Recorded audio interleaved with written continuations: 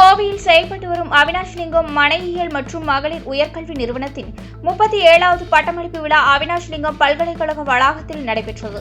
இந்த நிகழ்வில் சென்னை ஐஐடி இயக்குநர் காமகோடி முதன்மை விருந்தினராக பங்கேற்று தரவரிசையில் சிறப்பிடம் பெற்ற 94 மாணவியர்களுக்கு பதக்கங்களை வழங்கினார். பட்டமளிப்பு விழாவில் மொத்தம் 2328 மாணவியர்களுக்கு பட்டங்கள் வழங்கப்பட்டன. இந்த நிகழ்வில் சிறப்புரையாற்றிய காமகோடி பட்டம் பெறும் மாணவர்களுக்கு வாழ்த்துக்களை தெரிவித்துக் கொண்டார். தொடர்ந்து நிகழ்வில் பேசிய அவர், பிரதமரின் வளர்ச்சி அடைய பாரதம் 2047 நோக்கி நாம் செயல்பட வேண்டும். ஒரு காலத்தில் போலியோ தடுப்பூசிக்கு நாம் காத்திருந்தோம். ஆனால் தற்பொழுது கொரோனா பெருந்தொற்றின் போது நாமே தடுப்பூசியை தயாரித்து பிற நாடுகளுக்கு அனுப்பியுள்ளோம். இதுதான் நம்முடைய வளர்ச்சி என்றார். நம்முடைய நாடு மிகப்பெரிய பொருளாதாரத்தை கொண்டுள்ளது. எனவே தரமான கல்வியை நாம் தர வேண்டும்.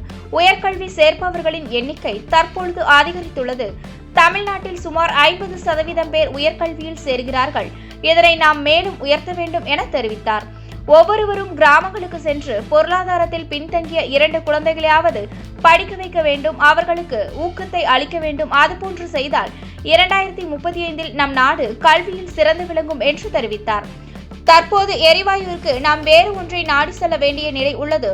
இதற்கு போர் ஒரு காரணமாக அமைந்துள்ளது என்று கூறிய அவர், நம்முடைய சக்தியை நாம் பயன்படுத்துவதற்கு இது ஒரு பெரிய அனுபவமாக அமைந்துள்ளது என்றார்.